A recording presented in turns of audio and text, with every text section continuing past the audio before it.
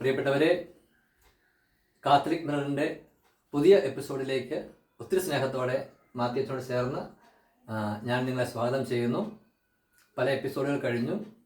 നിങ്ങൾക്കിത് ഒത്തിരി ഇഷ്ടപ്പെടുന്നുണ്ടെന്ന് കമൻസിനൊക്കെ ഞങ്ങൾക്ക് മനസ്സിലാവുന്നുണ്ട്. പരമാവധി ഷെയർ ചെയ്യുക, നിങ്ങളുടെ അഭിപ്രായങ്ങളൊക്കെ കമൻസിൽ അറിയിക്കുക. ഇപ്പോൾ ഇന്നൊരു പുതിയ വിഷയമായിട്ട് ഞങ്ങൾ വന്നിരിക്കുന്നു. അല്പം വ്യത്യസ്തതയുള്ളൊരു വിഷയമാണെന്ന് കൈകാര്യം ചെയ്യുന്നത്. അച്ഛൻ തന്നെ അത് പബ്ലിഷ് ചെയ്യും. ഇന്നത്തെ വിഷയം ചേട്ടാ, നമ്മള് ആരാണ് വലിയത്, ആരാണ് വലിയത്, ഇത് തന്നെയാണ് നമ്മുടെ ചോദ്യം. അതായത് സഭയില് പുരോഹിതരുണ്ട്, അതായത് മിനിസ്ട്രി, അതായത് പൗരോഹിത്യ പട്ടം തിരുപ്പട്ട സ്വീകരിച്ച് ശുശ്രൂഷ ചെയ്യുന്ന പുരോഹിതരുണ്ട്, അൽമായരുമുണ്ട്. ഇതിൽ അൽമായര് കരുതുന്നത് പുരോഹിതരാണ് വലുതെന്നാണ്. അങ്ങനെ കരുതുന്നത്. അപ്പോൾ പുരോഹിതരാണോ യഥാർത്ഥത്തിൽ വലുത്, അതോ അൽമായരാണോ എന്നുള്ളതാണ് നമ്മുടെ ഇന്നത്തെ ഒരു ചിന്താ വിഷയം. ചർച്ചയ്ക്ക് ആവശ്യമുണ്ടോ? പൊതുവിത് എല്ലാവർക്കും അറിയാമല്ലോ അച്ഛന്മാരെ വരുന്നുള്ള കാര്യം. അത് നമ്മളൊന്ന് ചർച്ച വെക്കണ്ടേ, അറിയാവുന്ന കാര്യത്തേക്ക്. എതിരഭിപ്രായങ്ങളുണ്ടോ? സത്യത്തില് എനിക്കെതിരെ അഭിപ്രായമുണ്ട്. അച്ഛന്മാരാണ് വലുത് എന്ന് നമ്മൾ പറയുമ്പോൾ അതൊരു അർത്ഥതലത്തിലാണ്.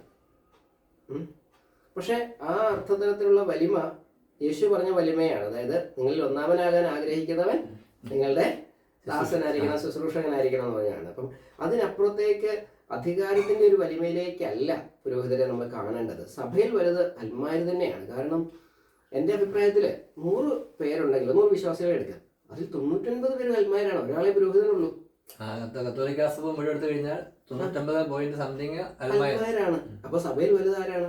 പക്ഷെ എന്നാൽ ഈ 99.something അൽമാരെ സൃഷ്ടിച്ചതാരാണ്? ഈ മാമോദീസ എന്ന കുദാശ വഴി ഈ ഇവരെ സഭയിലേക്ക് കൊണ്ടുവന്നവരാണ്, പുരോഹിതരാണ്. പക്ഷെ അങ്ങനെ ചിന്തിക്കുമ്പോൾ വേറെ കാര്യം കൂടെയുണ്ട്. ഈ പുരോഹിതരാകണമെങ്കിൽ ഈ അൽമാര് വേണമല്ലോ. അൽമാരുള്ളത് കൊണ്ടാണ് മക്കളുണ്ടായ ഒരു പുരോഹിതരായത്. അതെ അതെ. അപ്പൊ നമ്മളുടെ ഈ ചർച്ച വളരെ പ്രസക്തമാണ്. അതെ അല്ലേ? അതെ. കാരണം രണ്ടുപേരും വിട്ടുകൊടുക്കുകയല്ല. അതെ, രണ്ടുപേരും വിട്ടുകൊടുക്കുകയല്ല. ഞാനിതേ കുറിച്ച് ഇങ്ങനെ പൗരോഹിത്യം വലുതാണെന്ന് പറയാനായിട്ട് എന്താ കാര്യം? പൗരോഹിത്യം വലുതാന്ന് പറയാൻ കാരണം നമുക്ക് സഭയിൽ 2 തരം അഭിഷേകം നൽകപ്പെട്ടിരിക്കുന്നു. ശുശ്രൂഷ അഭിഷേകവും രാജകീയ അഭിഷേകവും. സഭയിൽ എല്ലാവർക്കും ലഭിക്കുന്ന, മാമോദീസ വഴി എല്ലാവർക്കും ലഭിക്കുന്ന രാജകീയ അഭിഷേകവും, പിന്നെ ഈ രാജകീയ അഭിഷേകം ലഭിച്ചവർക്ക് ശുശ്രൂഷ ചെയ്യാൻ വേണ്ടിയുള്ള ശുശ്രൂഷ അഭിഷേകവും. പുരോഹിതർക്ക് 2 ലഭിച്ചിട്ടുണ്ട്. അത് ഒരു പ്രധാനപ്പെട്ട കാര്യമായിട്ട് തോന്നിയിട്ടുള്ള കാര്യം.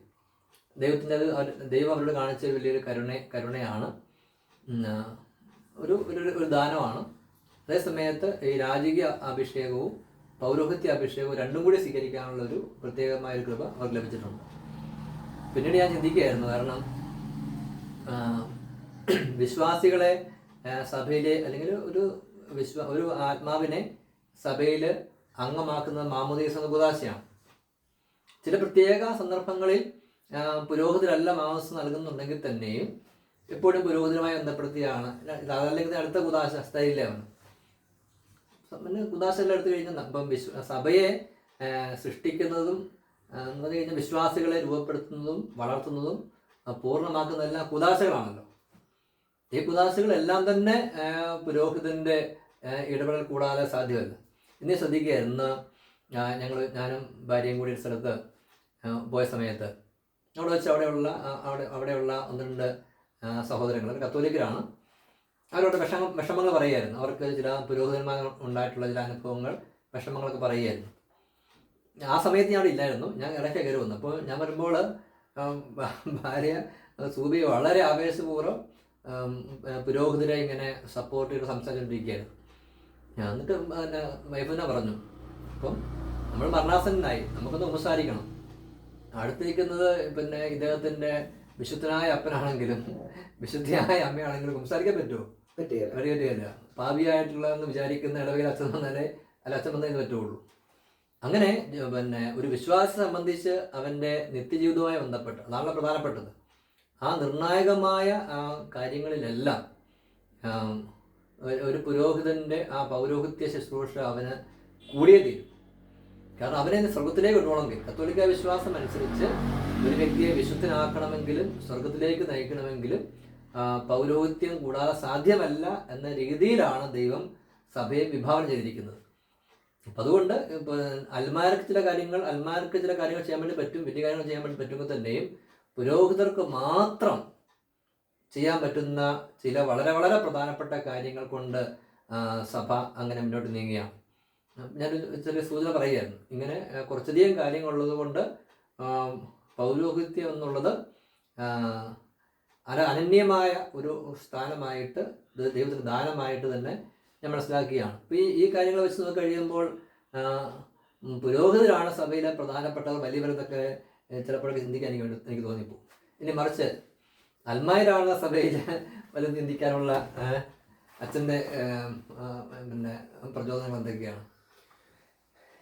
ഒന്നാം നേരത്തെ പറഞ്ഞു കഴിഞ്ഞു, സഭയിൽ ബഹുഭൂരിപക്ഷം ഉള്ളത് അൽമാരില്ലെങ്കിൽ പിന്നെ സഭ പുരോഹിതരെ കൊണ്ട് പ്രത്യേക ആവശ്യമില്ല. രണ്ടാമത് ഞാൻ പറയുന്നത് സഭയിലെ ഏറ്റവും വലിയ വിശുദ്ധൻ, സ്വർഗം അംഗീകരിച്ച രണ്ടാം ക്രിസ്തു എന്ന് വിളിക്കപ്പെടുന്നത്, അതിൽപ്പോ ഒരു വലിയൊരു വിശേഷണം കൊടുക്കാനില്ലല്ലോ. അദ്ദേഹം ഒരു പുരോഹിതനായിരുന്നു എന്ന് പറഞ്ഞാൽ വിശുദ്ധിയുടെ ഏറ്റവും ഉന്നത തലത്തിലെത്തിയത് അദ്ദേഹത്തിന്റെ പിൻപറ്റിയാണ് മറ്റനേകം ആൾക്കാരെ വിശുദ്ധിയിലേക്ക് വന്നത്. അപ്പം ഏറ്റവും വലിയ വിശുദ്ധനായിട്ട് മാറിയത് ഒരു അൽമായ സഹോദരൻ. അങ്ങനെ പറഞ്ഞു കഴിയുമ്പോഴത്തേനും കന്യകാമറിയം ഏറ്റവും വിശുദ്ധ അൽമായ സ്ത്രീയായിരുന്നു. പിതാവ് അൽമായനായിരുന്നു. അങ്ങനെ വശം നോക്കി കഴിഞ്ഞാല് ഇതിനകത്തെ അൽമാർ ഏറ്റവും വലുതെന്ന് പറയാനുള്ള കാരണം ശരിക്കും ഈശോയുടെ ആഗ്രഹം എന്താണ്? ദൈവരാജ്യം ഈ ലോകത്ത് പടരണം, അല്ലേ? ദൈവിക മൂല്യങ്ങൾ ഈ ലോകത്ത് പടരണം. വൈദികര് പ്രധാനമായും ശുശ്രൂഷ ചെയ്യുന്നത് ദേവാലയവുമായി ബന്ധപ്പെട്ട ശുശ്രൂഷകളും വിശ്വാസികൾക്കാണ്. എന്നാൽ അൽമായരാണ് വക്കീലായും ഡോക്ടറായും ടീച്ചറായും സമൂഹത്തിന്റെ സർക്കാർ ജോലിക്കാരായും പറമ്പിൽ പണിയുന്നവരായും ലോകത്തിന്റെ ഉപ്പ് എന്നൊക്കെ പറയുന്നത് ഈ അൽമായരാണ്. അതായത് ലോകത്തിൽ ദൈവരാജ്യം പടരണമെങ്കിൽ വൈദികരുടെ ഈ കൗദാശികമായ ശുശ്രൂഷകൾ മാത്രം പോരാ, അൽമായരുടെ സാക്ഷ്യ ജീവിതം, അൽമാരുടെ സാക്ഷ്യ ജീവിതത്തിന് വേണ്ടിയാണ് വൈദികര് ഈ കുദാശകൾ പരികർമ്മം ചെയ്യുന്നത്. അപ്പം വൈദികർ വളരെ എണ്ണത്തിൽ കുറവാണ്. അവരുടെ ഇടപെടാൻ സമൂഹത്തിൽ ഇടപെടാനുള്ള അവരുടെ സാഹചര്യങ്ങളും കുറവാണ്. അപ്പോൾ സമൂഹവുമായിട്ട് എപ്പോഴും ബന്ധപ്പെട്ട് കഴിയുന്നത് അൽമായരാണ്. അപ്പോൾ അങ്ങനെ ചിന്തിക്കുമ്പോൾ സഭയിൽ ഒരു വൈദികൻ വിശുദ്ധനാകുന്നതിനേക്കാളും ഒരു വിശുദ്ധനായ വൈദികനുണ്ട് എന്നതിനേക്കാളും 100 ഇരട്ടി സ്വാധീനമുണ്ട് ഒരു അൽമായൻ വിശുദ്ധനായ. ആ ഒരു ചിന്ത അൽമാരുടെ ഉള്ളിലേക്ക് വരണം. ആ ഒരു കാര്യം പറയാനാണ് ഞാൻ സത്യത്തിൽ ഈ ഒരു വിഷയം എടുക്കാമെന്ന് തന്നെ നമ്മൾ തീരുമാനിച്ചത്. ശരിയല്ലേ? ഒരു വിശുദ്ധനായ ഒരു ടീച്ചർക്ക് അല്ലെങ്കിൽ വിശുദ്ധയായ ഒരു ടീച്ചർക്ക് എത്രയോ പേരെ സ്വാധീനിക്കാൻ പറ്റും. ശരി. അപ്പം ഒരു പുരോഹിതൻ അവരുടെ വസ്ത്രമൊക്കെ അണിഞ്ഞുകൊണ്ട് ഒരു സമൂഹത്തിലേക്ക് വന്നു കഴിഞ്ഞാൽ ആൾക്കാർക്ക് മാറി നിൽക്കും, അല്ലേ? അതേ സമയത്ത് ഒരു ചന്തയിൽ അവിടെ ജോലി ഒരു കടയുള്ള ഒരാൾക്ക് ആ ചന്തയിലുള്ള എല്ലാ ആൾക്കാരുമായിട്ട് ഇടപെടാൻ വേണ്ടി പറ്റും, അല്ലേ? അയാളുടെ ജീവിതം കൊണ്ടും വാക്കുകൊണ്ടും സാക്ഷി കൊണ്ടും ഒക്കെ ഈശോയിലേക്ക് നയിക്കാൻ വേണ്ടി പറ്റും. ഞാനത് പറയുമ്പോൾ ഓർക്കാണ് ജമീമ ഒരു ധ്യാനഗുരുവായ അച്ഛൻ എത്രമാത്രം ദൈവസ്നേഹത്തെക്കുറിച്ചും ദൈവത്തിന് സാക്ഷ്യം നൽകുന്നതിനെക്കുറിച്ചും പ്രസംഗിക്കുന്നതിനേക്കാളും കൂടുതൽ യുവജനങ്ങളെ ആകർഷിച്ചത്, അല്ലെ ജനങ്ങളെ മൊത്തം ആകർഷിച്ചത് ജമീമ റോഡ്രിക്സ് എന്ന് പറയുന്ന ഒരു പെൺകുട്ടി. അവൾ ഇത്രയും ക്രിക്കറ്റിന്റെ ഉന്നത നിലയിലെത്തി. പക്ഷെ അവൾ യേശുവിനെ സാക്ഷ്യപ്പെടുത്തിയതിന്റെ പേരിൽ ചില തടസ്സങ്ങളിലൂടെയും ചില ബുദ്ധിമുട്ടുകളിലൂടെയും കടന്നു പോകേണ്ടി അവൾക്ക് വന്നു. അവളുടെ പ്രിയപ്പെട്ട ക്ലബ്ബ് അവളെ ഉപേക്ഷിക്കുകയും അവൾക്ക് ഇന്ത്യയിൽ സ്ഥാനം കിട്ടാൻ സാധ്യതയില്ല എന്ന് പറയുന്ന ഒരവസ്ഥ വരെ വന്നിട്ട് അവൾ ഈശോയെ ഉപേക്ഷിച്ചില്ല. അപ്പോൾ അവൾ ആ വിശ്വാസം ഏറ്റു പറഞ്ഞപ്പോൾ അത് മൊത്തത്തിലൊരു ചർച്ചയായി. അത് പച്ചൻ പറഞ്ഞപ്പോൾ എൻ്റെ മനസ്സിലേക്ക് വന്നു കേട്ടോ. കാരണം അതായത് ആ ഒരു സെമി ഫൈനലൊക്കെ എല്ലാം ഇട്ട് നോക്കിയിരിക്കുകയാണ്. ഇങ്ങനെ കോടികൾ, വൈഫ് പറഞ്ഞ ക്രോർ, കോടിക്കണക്കിന് പേരാണ് ലോകത്തിൽ. ആ കാണുന്നവരാരുണ്ട്? ഇസ്ലാം മത സഹോദരന്മാരുണ്ട്, ഹൈന്ദവ സഹോദരന്മാരുണ്ട്, നിരീശ്വരവാദികളുണ്ട്. അവരെല്ലാവരുടെയും മുന്നിൽ വെച്ചുകൊണ്ടാണ് വെറുതെ ഈശോ എന്ന് പറഞ്ഞത് മാത്രമല്ല, വലിയ എന്ന് പറഞ്ഞു കഴിഞ്ഞാൽ പിൽക്കാലങ്ങളിൽ ആ വീഡിയോ കാണുന്നവർക്ക് പിൽക്കാലങ്ങളിലും അവരായിരിക്കുന്ന മേഖലയിൽ തളർന്നു പോകുമ്പോൾ, നിരാശപ്പെട്ട് കഴിയുമ്പോൾ ജമീമയുടെ സാക്ഷ്യം മതി, ഞാൻ തികച്ചും തകർന്നവളായിരുന്നു, പക്ഷേ ഞാൻ ഈശോയിൽ ആശ്രയിച്ചു, ഈശോനെ ശക്തിപ്പെടുത്തിയിട്ട് വചനം പറഞ്ഞു. അപ്പോൾ ആ ഒരു സാക്ഷ്യം എന്ന് പറഞ്ഞു കഴിഞ്ഞാൽ കോടിക്കണക്കിന് പേരുടെ അടുത്തുള്ള സുവിശേഷ പ്രഘോഷണമായിട്ട് മാറി. അത് കേട്ട് കഴിഞ്ഞപ്പോഴാണ് എനിക്കൊരു പെട്ടെന്നൊരു ഓർമ്മ വന്നത്. ഏഷ്യയിലെ സഭ എന്ന് പറയുന്ന രേഖയിൽ ജോൺ പാപ്പ പറഞ്ഞിരുന്നു, ലോകത്ത് ഉള്ള മിഷൻ പ്രവർത്തനത്തിനുള്ള ഏറ്റവും പ്രധാനപ്പെട്ട ചില സാധ്യതകളാണ് സ്പോർട്സ്. എത്രയോ കൃത്യമായിട്ട് ജമീമയുടെ കാലത്ത് സംഭവിച്ചു എന്നുള്ളത് ഞാൻ ഇങ്ങനെ വിസ്മയത്തോടെ നോക്കുകയായിരുന്നു.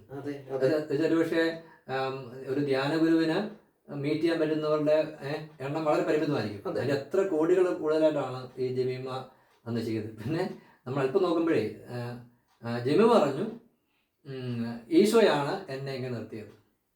അപ്പോൾ സമൂഹം മുഴുവൻ എല്ലാവരും അംഗീകരിച്ചു ജമീമയാണ് പിന്നെ ഇന്ത്യ ജയിപ്പിച്ചത്. അപ്പോൾ ഇന്ത്യ ആര് ജയിപ്പിച്ചെന്ന് പറയേണ്ടി വരും. അത് സത്യമാണ്. കാരണം ഓസ്ട്രേലിയയോട് ജമീമ ഇല്ലായിരുന്നെങ്കിൽ ഇന്ത്യൻ ടീം 8 നിലയിൽ പൊട്ടിയായിരുന്നു. ഏറ്റവും വലിയ സ്കോർ അവരെടുത്തത്. അതിനെ മറികടക്കാൻ ഒരിക്കലും പറ്റുമായിരുന്നില്ല. ഇപ്പൊ നമ്മൾ പറഞ്ഞു വന്നത് അങ്ങനെ അച്ഛൻ പറഞ്ഞു വരുന്നത് ഒരു അൽമായ ഇത് പറയുമ്പോൾ എനിക്ക് വീണ്ടും പറയാനുണ്ട്. അച്ഛൻ ഫ്രാൻസിസിനെയാണ് ഉദ്ധരിച്ചത്. ഫ്രാൻസിസ് എന്തുകൊണ്ടാണ് വൈദികനാകാരുന്നത്? അത് വൈദികന്റെ അത്യുന്നതമായ പദവി തനിക്ക് അതിന്റെ സംഭവം എനിക്ക് ഓർമ്മ വരുന്നതേ, പിന്നെ ഒരിക്കലും ഫ്രാൻസിസ് ഇങ്ങനെ നടന്നു പോകുമ്പോൾ അതിനെ ഒരു വൈദികനെ വ്യഭിചാരത്തിൽ പിടിക്കപ്പെട്ട വൈദികനെ കൊണ്ട് കത്തോലിക്കരായിരിക്കണം ഒരാഘോഷമായിട്ട് ഇങ്ങനെ ആഘോഷിച്ച് സന്തോഷിച്ച് കൊണ്ടുപോവാണ്. അച്ഛൻ പിടികൂടിയില്ല, അച്ഛൻ പിടികൂടിയില്ല സന്തോഷത്തിലെ. കാരണം ഈ ഒരു മനഃശാസ്ത്രം കിടക്കുന്നത്, കാരണം ഈ അൽമാരെ പ്രതീക്ഷിക്കുന്ന പലതും അച്ഛന്മാരിൽ നിന്ന് കിട്ടാതെ വരും. ചിലത് അമിതമായ പ്രതീക്ഷയായിരിക്കും, ചിലപ്പോൾ നോർമൽ കിട്ടേണ്ടതുപോലും ആയിരിക്കും. അതുകൊണ്ട് അവർക്കത് കിട്ടാൻ വന്നു കഴിഞ്ഞാൽ, കിട്ടിയെന്ന് മാത്രമല്ല നെഗറ്റീവായിട്ട് ഇങ്ങനെ സംസാരിക്കും പ്രവർത്തിയും കൂടി ചെയ്ത് കഴിയുമ്പോൾ ഇവരുടെ ഉള്ളിൽ മുറിവേൽക്കും.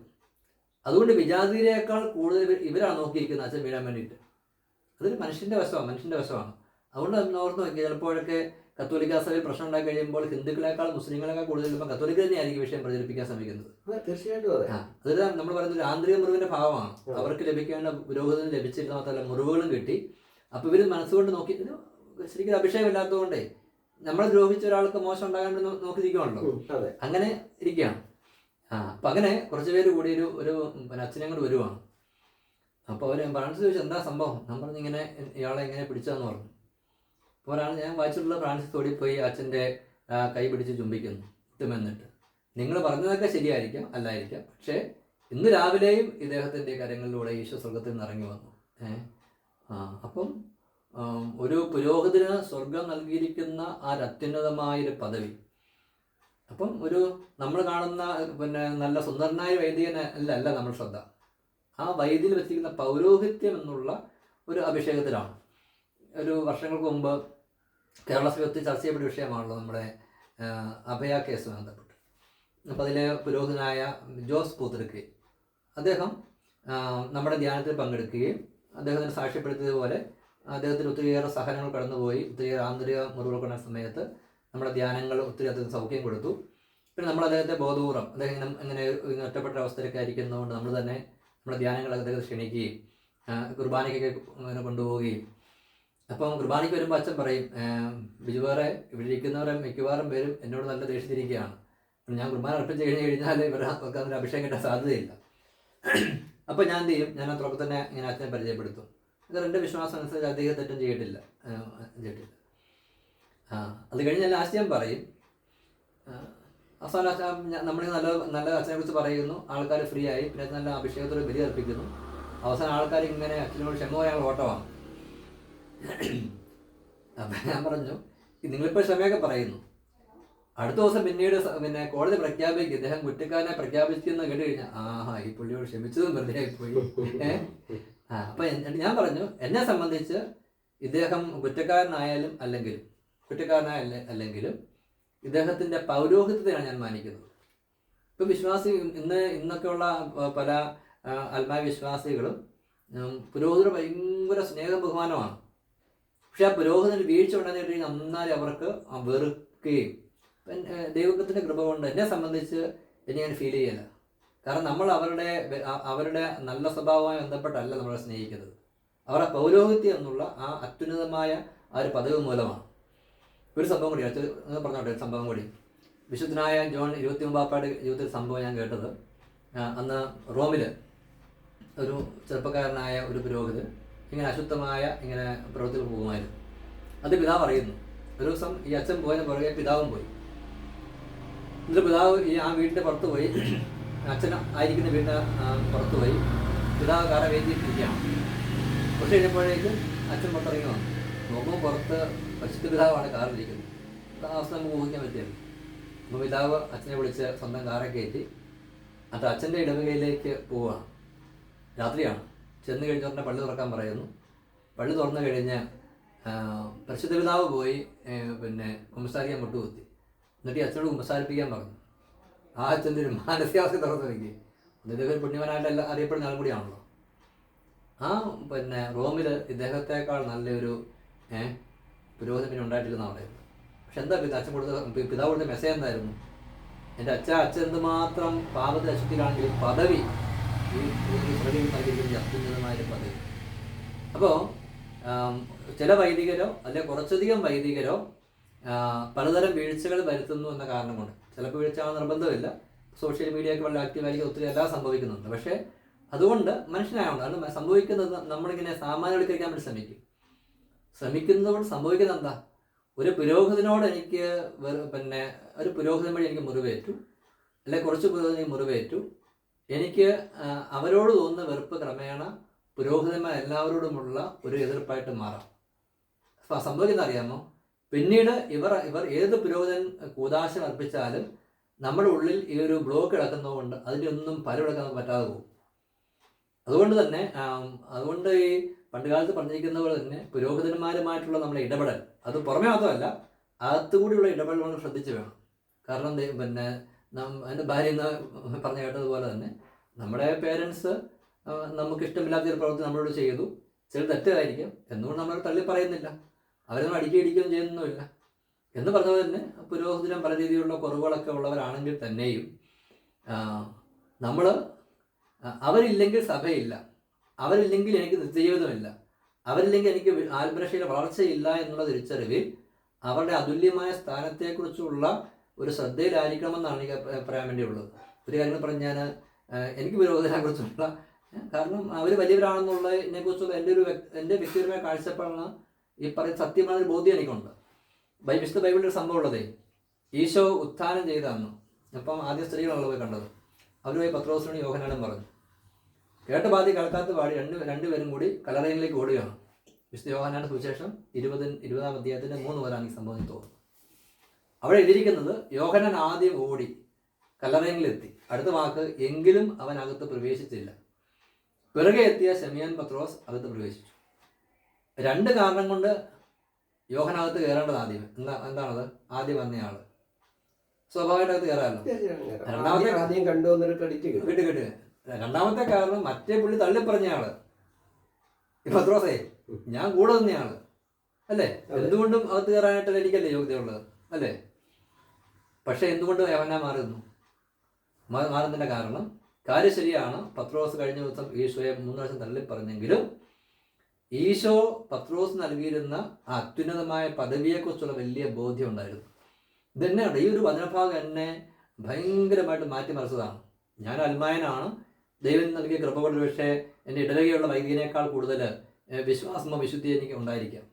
പക്ഷേ എൻ്റെ വികാരിച്ചനോ അല്ല മറ്റ് വൈദികരോ ഒക്കെ വലിയ തെറ്റിലുള്ളവരുമായിരിക്കും. പക്ഷെ ഇതൊന്നും ഇവർക്ക് വിധേയപ്പെടാനുള്ള ഇവരുള്ള പൗരോഹിത്യത്തെ മാനിക്കാനുള്ള എൻ്റെ ഉത്തരവാദിത്വം എനിക്ക് ഒഴിവാക്കാൻ പാടില്ല എന്നുള്ള വലിയൊരു മെസ്സേജാണ് എനിക്ക് അതുവഴി എനിക്ക് കിട്ടിയത്. അപ്പം ഇങ്ങനെ പല പല കാരണങ്ങളിലൂടെ പൗരോഹിത്യം സഭയിലെ ഒരു വലിയ രഹസ്യമാണ്, അനന്യമായ ദാനമാണ്.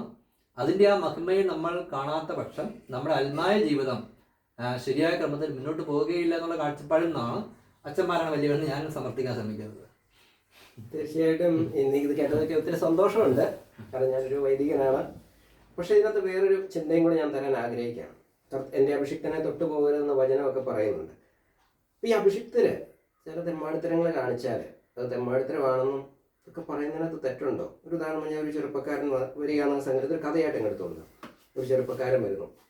പക്ഷേ എനിക്കൊന്ന് കുമ്പസാരിക്കണം. ഇപ്പം എൻ്റെ അടുത്താണ് വിചാരിക്കുക, എനിക്കൊന്ന് കുമ്പസാരിക്കണം, ഞാനിന്നൊരു വൈദികനെ തല്ലി, കർണക്കുറ്റിക്കിട്ട് തന്നെ തല്ലി, ചങ്ങൻ്റെ നേരടി ചവിട്ടും കൊടുത്തു. എൻ്റെ ഇളയ അനുജത്തി അവളെന്തോ ഒരു കാര്യത്തിന് പള്ളിയിൽ ചെന്നപ്പോൾ, ഇതൊരു കഥയായിട്ട് എടുത്താൽ മതി, പള്ളിയിൽ ചെന്നപ്പോൾ അച്ഛൻ അവളെ കയറി പിടിച്ചു.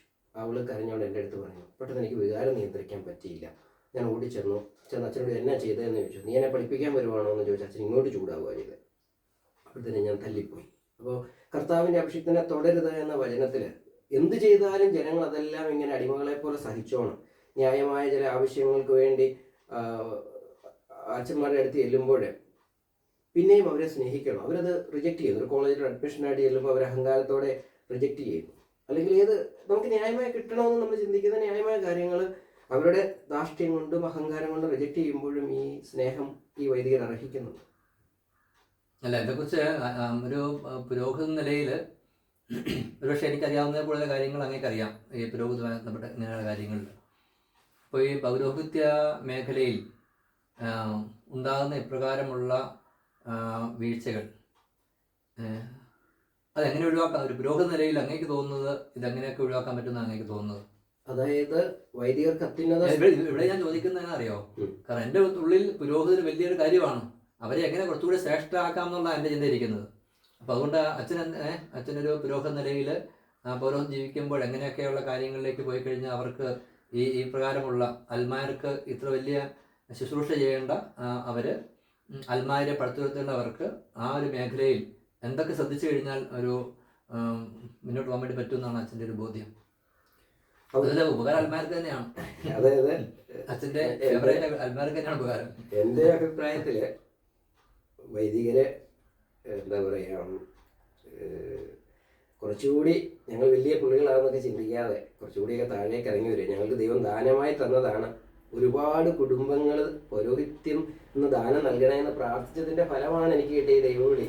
തലമുറകളുടെ പ്രാർത്ഥനയുടെ ഫലമാണ് ഇത് ദൈവവിളി കിട്ടുന്നത്. അപ്പം അങ്ങനെ സ്വയം എളിമപ്പെട്ടുകൊണ്ട് ഈശോ ശിഷ്യന്മാരുടെ കാല് കഴുകിയ ആ ഈശോയുടെ മാതൃക അനുകരിച്ചുകൊണ്ട് എല്ലാവരെയും യാതൊരുവിധ പണക്കാരെന്നോ പാവപ്പെട്ടവരെന്നോ ഒന്നുമില്ലാതെ എല്ലാവരെയും സ്നേഹത്തോടെ സ്വീകരിച്ച് എല്ലാവർക്കും വേണ്ടത് എപ്പോഴും ചെയ്യാൻ സന്നദ്ധതയുള്ളൂ. ഒരു വൈദികരായിട്ട് സ്വയം അവരെ തന്നെ ഫോം ചെയ്യണം. ഈ സെമിനാരിയിൽ ഒത്തിരി ഫോർമേഷനൊക്കെ കിട്ടുന്നുണ്ട്. പക്ഷെ അവനവനെ തന്നെ ഫോം ചെയ്തില്ലെങ്കിൽ ഈശോ ആഗ്രഹിക്കുന്ന ആ ഒരു പിന്നെ നൽകപ്പെടേണ്ട ഏറ്റവും വലിയ ഫോർമേഷൻ എന്താ? എനിക്കിത് കൂടുതൽ ഫീൽ ചെയ്യുന്നത് ഈശോ എന്ന വ്യക്തിയെ വ്യക്തിപരമായി സ്നേഹിക്കാനുള്ള ഒരു ഫോർമേഷനാണ് അത്യന്തികമായിട്ട് നൽകേണ്ടത് എനിക്ക് തോന്നുന്നു. അങ്ങനെയാണോ യഥാർത്ഥത്തിൽ അങ്ങനെ ഒരു ഫോർമേഷൻ സെമിനാരിയിൽ നൽകപ്പെടുന്നുണ്ടോ എന്ന് ചോദിച്ചാൽ ഉണ്ടെന്ന് തന്നെ പറയേണ്ടി വരും. ഇല്ലേന്ന് ചോദിച്ചാൽ ഇല്ല എന്നും പറയേണ്ടി വരും. കാരണം എന്താ പറയുക, ഈശോയെ സ്നേഹിക്കാനുള്ള കാര്യങ്ങളൊക്കെ അവിടെ പഠിപ്പിക്കപ്പെടുന്നുണ്ട്. അത് സത്യമാണ്. സെമിനാരി വിശ്വാസ സംബന്ധമായ കാര്യങ്ങളൊക്കെ പഠിപ്പിക്കുന്നുണ്ട്. പക്ഷേ എവിടെയൊക്കെയോ എന്തൊക്കെയോ ചില പോരായ്മകൾ ഉള്ളതിന്റെ ഫലമാണ്. പക്ഷേ സിസ്റ്റത്തിനെ കാണും, അവിടെ ഉള്ള വരുന്നവരുടെയും കാണും അല്ലേ. പരിശീലനം കൊണ്ട് സംഭവിക്കേണ്ടത് ഈശോടുള്ള ഒരു അല്ലേ ആഴമേറിയ ഒരു ബന്ധമാണ് വേണ്ടത്. അതിന്റെ ഒരു അതിൽ വരുന്ന വീഴ്ചകളായിരിക്കണം പൗരോഹിത്യത്തിലെ മറ്റെല്ലാ വീഴ്ചകളിലെയും അല്ലേ അടിസ്ഥാന കാരണം. ഇനി ഞാനിപ്പം വീണ്ടും അൽമാരിലേക്ക് തന്നെ വരികയാണ്. കാരണം പുരോഹിതരുടെ വീഴ്ചകളെ കുറിച്ച് അധികം ഒന്നും പറയാൻ ഇല്ല. കാരണം നിങ്ങൾക്ക് അറിയാവുന്ന കാര്യങ്ങൾ തന്നെ എനിക്കും അറിയത്തുള്ളൂ. മെച്ചപ്പെടാമെന്നുള്ളത് ചോദിച്ചാൽ നീ പറഞ്ഞ തന്നെയാണ്. ഈശോയെ കുറച്ചുകൂടി ആഴത്തിൽ സ്നേഹിക്കുക. പിന്നെ ഞാനാണോ നീയാണോ വലുത് അധികാരം എന്നുള്ള ചിന്തകളൊക്കെ വിട്ട് കഴിഞ്ഞാൽ അധികാര സ്ഥാനത്തിന് വേണ്ടിയുള്ള മോഹങ്ങളൊക്കെ ഉപേക്ഷിക്കുക. ദൈവം തരുന്നതും മതി എന്നൊക്കെ ഒന്ന് ചിന്തിക്കുക. പിന്നെ സഭാ പ്രബോധനങ്ങൾ എപ്പോഴും പഠിച്ച് ജനങ്ങളെ അറിയിക്കാനുള്ള പ്രധാനപ്പെട്ട അതാണ് എനിക്ക് എൻ്റെ ഉള്ളിൽ തോന്നിയിരിക്കുന്നത്. എൻ്റെ ഒരു കൂട്ടുകാരൻ അച്ഛനുണ്ട്. അപ്പം എന്നെ വളരെ എനിക്ക് ക്ലോസ് ആയിട്ട് ഇടവക വൈദികനാണ്. അപ്പോൾ അദ്ദേഹത്തോട് ഞാൻ പറയാം, അച്ഛനിപ്പോൾ ഒരു പുതിയ ഇടവകയിൽ ചെല്ലുമ്പോൾ 3 വർഷം എന്നെ കുറഞ്ഞ് കിട്ടുന്നുണ്ടല്ലോ. അച്ഛൻ ആദ്യത്തെ ആഴ്ചയോട് തീരുമാനം എടുക്കുക കത്തോലിക്കാ സഭയുടെ മതബോധന ഗ്രന്ഥം അല്ലെങ്കിൽ സഭയുടെ പ്രബോധനങ്ങൾ അത് 3 വർഷം തുടർച്ചയായിട്ട് പഠിപ്പിക്കുക. 3 വർഷം കഴിയുമ്പോൾ എല്ലാ ആഴ്ചയിലും പ്രസംഗം ഉണ്ടല്ലോ. ബൈബിളിൽ അന്നത്തെ വായന കുറിച്ച് പറയുന്നു. ഒരു 10-15 മിനിറ്റ് വെച്ച് കൊടുത്തു കഴിഞ്ഞാൽ പോലും 3 വർഷം കഴിയുമ്പോൾ ആ വിശ്വാസികൾ മുഴുവൻ സത്യവിശ്വാസങ്ങളുടെ പ്രബുദ്ധരാകും. അങ്ങനെ അപ്പോൾ ഒരു പുരോഹിതനെ സംബന്ധിച്ചുള്ള ഏറ്റവും വലിയ ഉത്തരവാദിത്തം അതാണല്ലോ, ഈ സത്യവിശ്വാസ നിശ്ചയം പങ്കുവയ്ക്കുക എന്നുള്ളതാണല്ലോ. അപ്പം അതിന് അപ്പോൾ അതിന് ഞാൻ ഓർക്കായിരുന്നേ, അച്ഛൻ പറഞ്ഞ ഈ ഒരു കാര്യം പുരോഹിതരങ്ങ് സ്വീകരിച്ചു കഴിഞ്ഞാൽ ഭയങ്കരമായിട്ട് വിശ്വാസികൾക്കും ഇടവകയിലും കൂട്ടായ്മകളിലൊക്കെ മാറ്റം ഉണ്ടായിരുന്നു.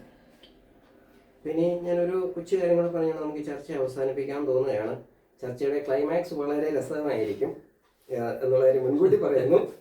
ക്ലൈമാക്സിൽ ഒരു ട്വിസ്റ്റ് ഉണ്ടാവും. സത്യം പറഞ്ഞാൽ വൈദികന് മാമോദിസ എന്ന കൂദാശ പരികർമ്മം ചെയ്യാനേ പറ്റുള്ളൂ. പക്ഷെ ആ കുഞ്ഞുങ്ങൾ വിശുദ്ധിയിൽ വളർന്നു വരണമെങ്കിൽ മാതാപിതാക്കളുടെ മാതൃകയാർന്ന ജീവിതം വേണം. വൈദികൻ ഇടവക ദേവാലയത്തിൽ ബലിയർപ്പിക്കാനുള്ള അധികാരമേ ഉള്ളൂ. പക്ഷേ ആ ബലിയിൽ വന്നതിൻ്റെ കൃപാവരം നമ്മുടെ വളർന്നു വരുന്ന തലമുറ എടുക്കണമെങ്കിൽ അത് ശരിയായ വിശ്വാസം ജീവിക്കുന്ന മാതാപിതാക്കൾ വേണം. വൈദികന് വചനം വ്യാഖ്യാനിക്കാനേ പറ്റുള്ളൂ.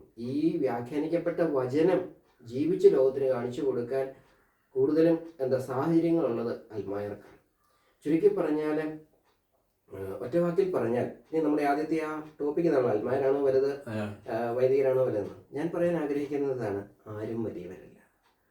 വൈദികർ അവർക്ക് ദൈവം നൽകിയിരിക്കുന്ന അത്യുന്നത സ്ഥാനം, അല്ലെങ്കിൽ അവർക്ക് നൽകിയിരിക്കുന്ന പ്രത്യേകമായ അഭിഷേകത്താൽ അവരുടെ വലിപ്പം ഇരിക്കുന്നത് അത് ഈശോ ജീവിച്ചതുപോലെ, ഈശോ ശുശ്രൂഷിച്ചതുപോലെ മറ്റുള്ളവർക്ക് വേണ്ടി ശൂന്യവൽക്കരിച്ചുകൊണ്ട് പൂർണ്ണമായും തന്നെ ഞാൻ ഭാവമെല്ലാം കൈവിട്ട് അവരിന് വേണ്ടി തന്നെ ഈശോ ആകുന്ന അപ്പം മുറിച്ച് ഈശോയെ മുറിച്ച് കൊടുക്കുന്ന പോലെ നമ്മുടെ ജീവിതത്തെയും മുറിച്ച് ഇടവക ജനത്തിനും സമൂഹത്തിനുമായിട്ട് കൊടുക്കുന്നതിലാണ്.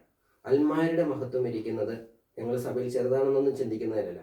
സഭയുടെ വിശുദ്ധി എന്ന് പറയുന്ന വലിയ അളവോളം ഞങ്ങളുടെ കുടുംബജീവിതം, ഗാർഹിക സഭയാണ് കുടുംബം, അവിടെ ഞങ്ങൾ വിശുദ്ധിയിൽ ജീവിക്കുന്നതാണ്. ഇവിടെ ആരും വലിയവനുമില്ല, ആരും ചെറിയവനുമില്ല. നല്ല പുരോഹിതൻ ഉണ്ടാകണമെങ്കിൽ നല്ല കുടുംബം ഉണ്ടാകണം, നല്ല കുടുംബം ഉണ്ടാകണമെങ്കിൽ നല്ല പുരോഹിതരുണ്ടാകണം. ആരും വലിയവരുമല്ല ചെറിയവരുമല്ല. അവരവർക്ക് കിട്ടിയ ജീവിതാന്തസ് ദൈവത്തിൻ്റെ ദാനമാണെന്ന് തിരിച്ചറിഞ്ഞ് അതിൽ ആഴമേറിയൊരു സമർപ്പണം നടത്തി ജീവിക്കുമ്പോൾ സഭ മനോഹരിയാകുന്ന ചോദ്യം അപ്രസക്തമാണ്. ക്ലൈമാക്സ്. നിർത്താം. അപ്പോൾ ഈശോ എനിക്ക് എന്ന പ്രത്യേക അധികാരം ഉപയോഗിച്ചുകൊണ്ട് എളിമയോടുകൂടെ ഏറെ സ്നേഹത്തോടുകൂടെ ഞാൻ നിങ്ങളെല്ലാവരെയും ആശീർവദിക്കുകയാണ്. നമ്മുടെ കർത്താവ് ഈശോ മിശിഹായുടെ കൃപയും പിതാവായ ദൈവത്തിൻ്റെ സ്നേഹവും പരിശുദ്ധാത്മാവിൻ്റെ സഹവാസവും നാം എല്ലാവരോടും കൂടെ ഉണ്ടായിരിക്കട്ടെ, ഇപ്പോഴും എപ്പോഴും എന്നേക്കും. ആമേൻ. സ്തുതിയായിരിക്കട്ടെ.